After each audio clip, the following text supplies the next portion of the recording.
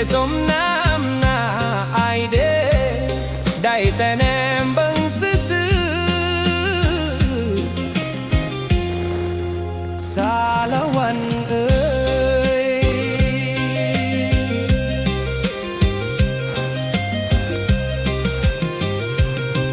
ตอนอายเป็นโสดนั้น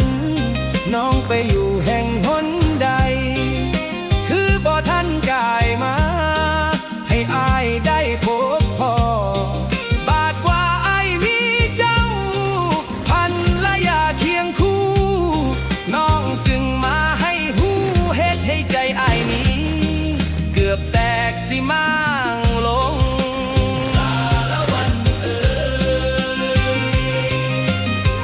เฝ้าดึงสติตัวเองไว้บอกหัวใจว่าอย่ามันผิดศีลข้อสามเพิ่นห้ามบ่ให้นอกใจลูกและเมียอยู่บ้านยังคอยท่าห่วงใยถึงน้องงามซ้ำใดก็ได้แต่แนมเบิ่งแล้วเตือนใจตนเองสารวันเอ่ยได้แต่แนมเบิ่งน้องอายได้แต่มองเบิ่งเจ้าวาสนาของสองเฮามันคงบ่สมกันขอให้น้องนั้น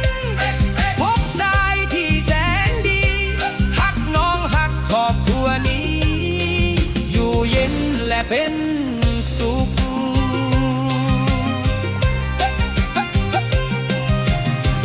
บ่รวยก็สร้างมัน